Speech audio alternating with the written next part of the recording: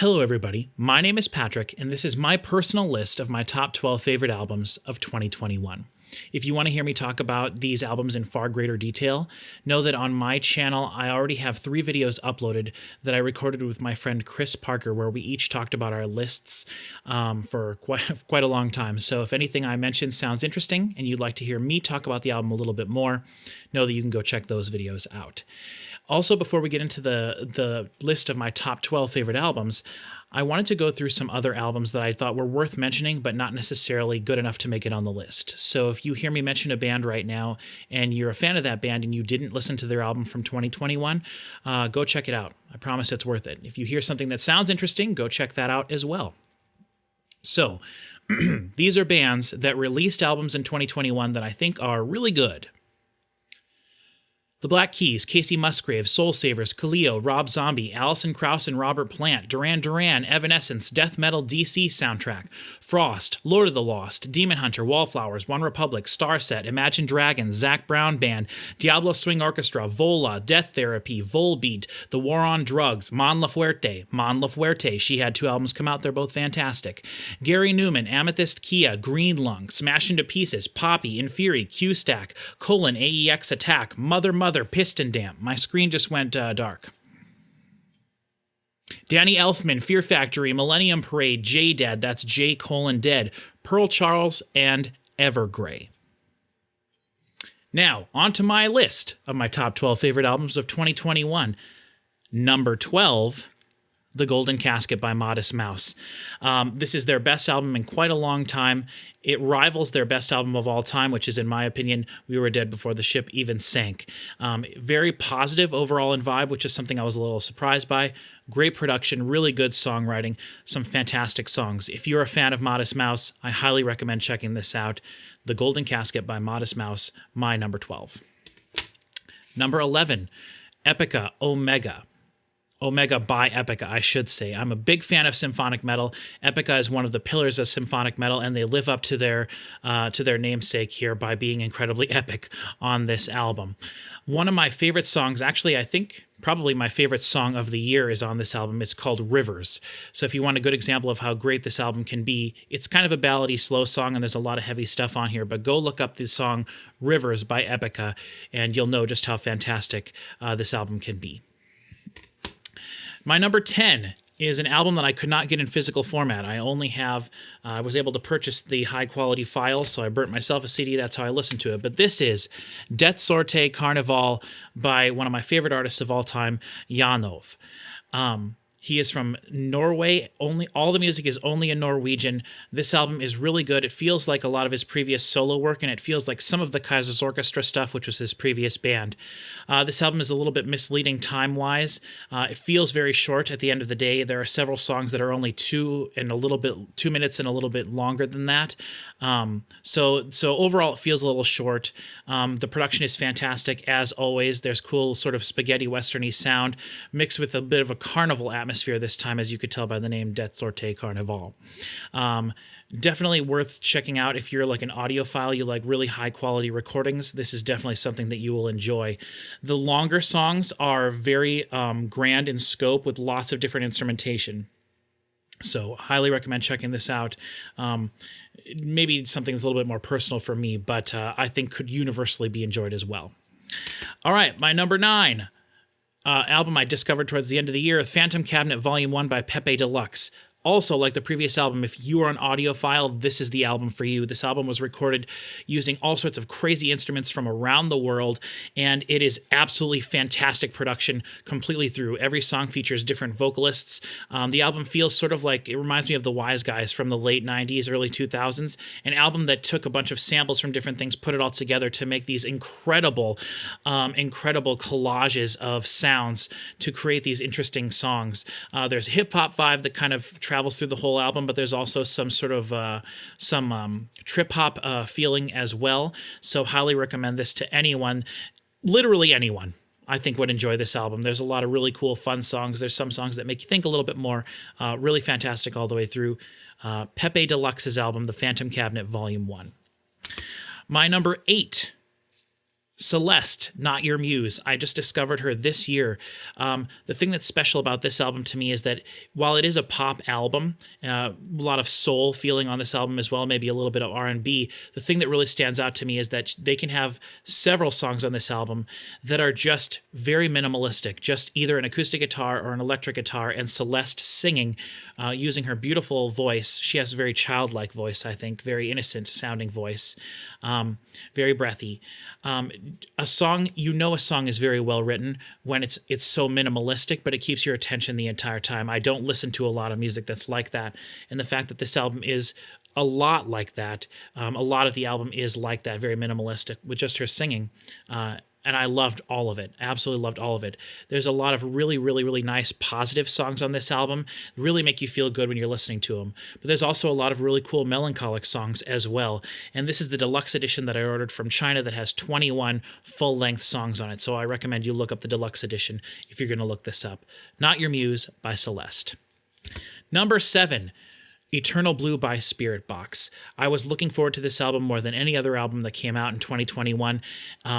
Holy Roller is, in my opinion, one of the most important and best metal songs I think ever released, but for sure with the last decade. And the hype living up to this album is something that I knew that would be almost impossible for them to live up to. And I think that they did live up to it. Courtney LaPlante's vocals are fantastic throughout. The vocal melodies are really good. There are several songs that have really cool vocal production on them, lots of layers of different things, lots of vocoders and things.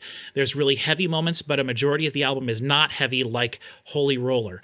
This album harkens back to 90s and early 2000s music, and I really, really enjoy that aspect of it. So if you're a fan of the music that they had released before and you haven't heard this yet, check out the whole album, Eternal Blue by Spiritbox. Also the best packaging of any album this year as well. I was recording this video a little while ago and I bent one of these back and it totally burned my soul. I hate it myself for that. But anyway, number 6, Iris by Reb Fountain. This album is really special. Reb has a really amazing, breathy voice. She sounds amazing the entire album. The lyrical content is actually something that I enjoyed a lot. Not something that I pay attention to a lot, but something that really stuck with me on this album. So if you're a person that enjoys really clever and thought-out lyrics, I recommend this album.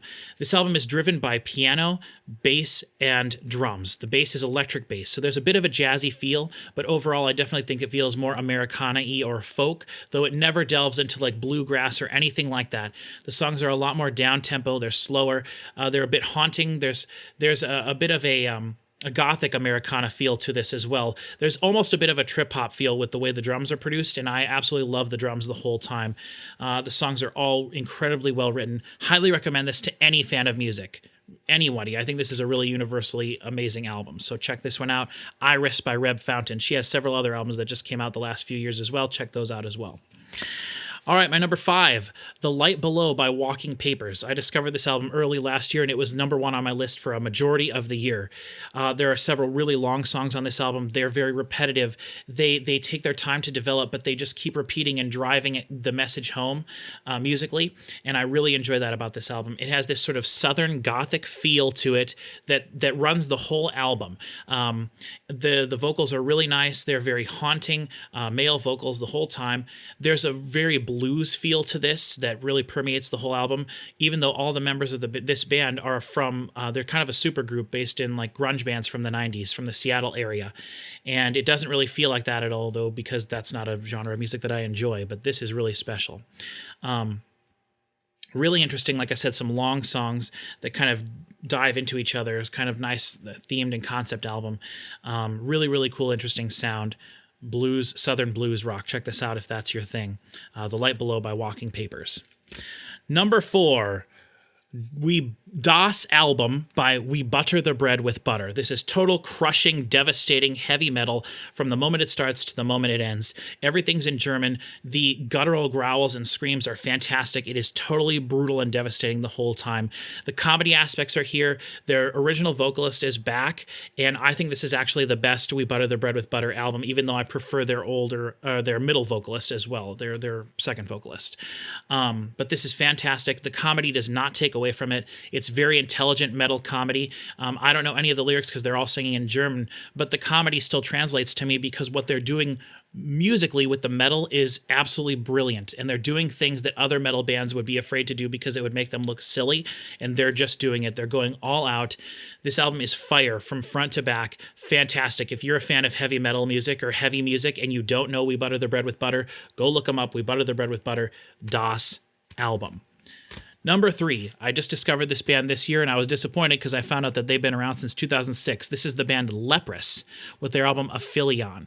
This album is really special because of the patience, the silence, if you will. Not literal silence, the metaphorical silence.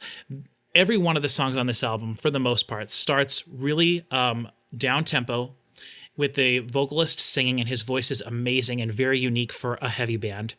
Though there's not a lot of really heavy moments on this album, but his voice is very clean and clear, and the notes, he hits the notes and holds them. There's not a lot of gravel to his voice at all. It's very nice and clear. But the song starts slow and very minimalistic. He sings on them, and then they grow a little bit and then come back to being minimalistic. And I know you're thinking, oh, a lot of songs do that. Not like this album does it. The whole album does it. It's fantastic. I almost like the down-tempo moments more so than the more technical, bombastic moments, but really it all works so well together. The mixing is really good. There's a lot of different elements in every song, but it all comes back to the core of this being this minimalistic feeling with the vocalist singing on top of it, and then for the choruses, which they usually only repeat twice throughout the song, but the songs are stretched out long enough that it doesn't bother me that much. Fantastic all the way around. The technical moments are really good as well. So I'm really looking forward to delving into this band's catalog and looking into them a little bit more. This is Aphelion by Leprous. Number 2, okay, I'm going to have to try real hard not to talk about these last 2 albums for a long time because I want this video to be short. This is Long Lost by Lord Huron.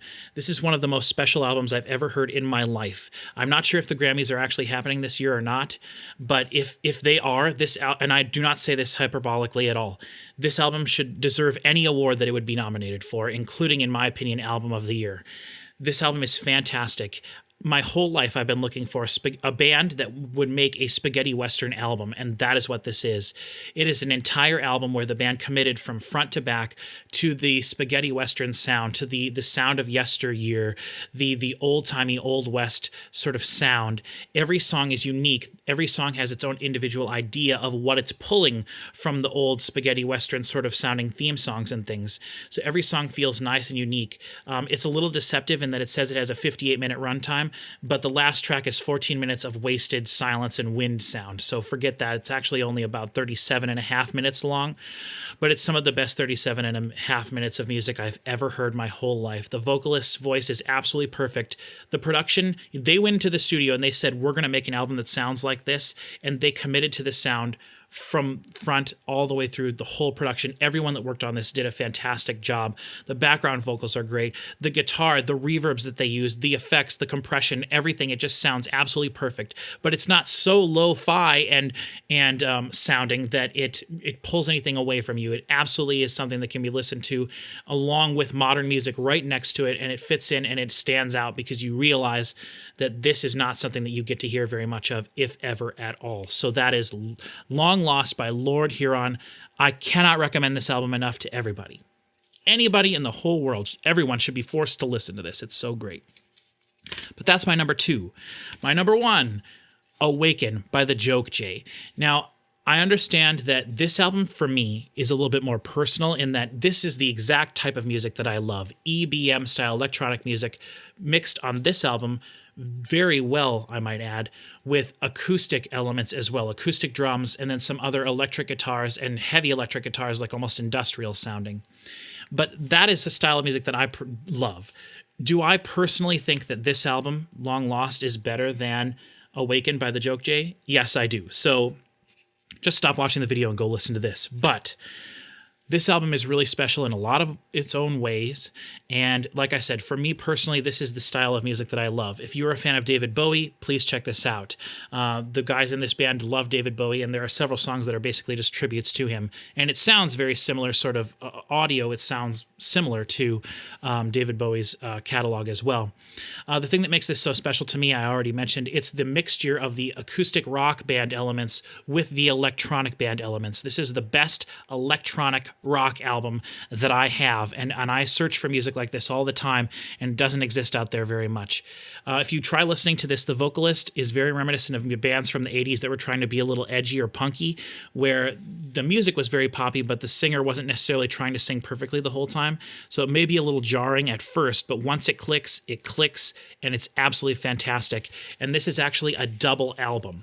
And for me, music should never be about quantity over quality, but the fact that this is of the highest possible quality, mixing-wise, production-wise, recording-wise, songwriting-wise, incredibly varied amount of variety on this album too.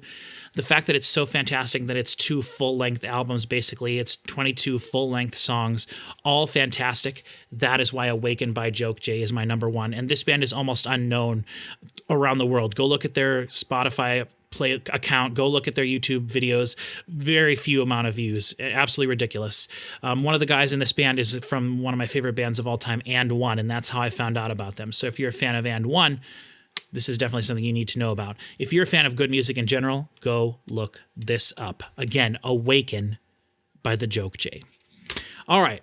Thank you. I finally managed to make it through this video. I just recorded like 50 takes of myself doing this. I wanted to do it relatively short, so I'm not going to talk much longer.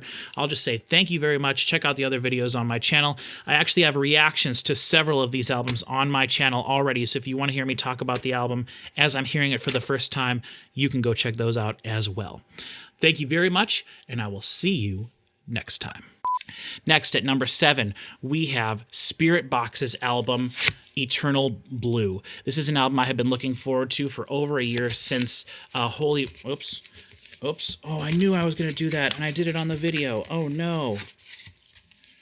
Oh, no. I bent this. Oh.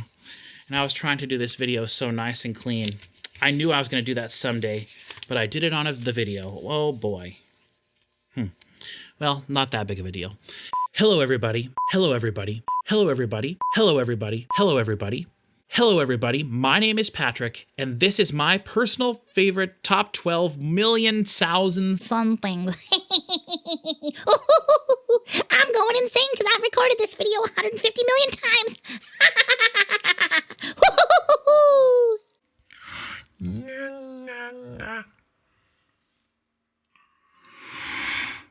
that is sort of honorable mentions. So if I'm gonna, how do I do this? How do I do this? I don't know. I'm going insane. I've recorded. I have.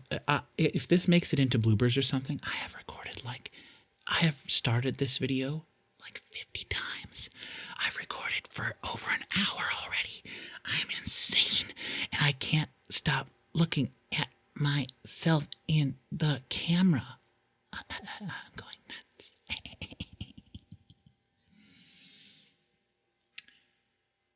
Hello, everybody. My name is Patrick, and this is my personal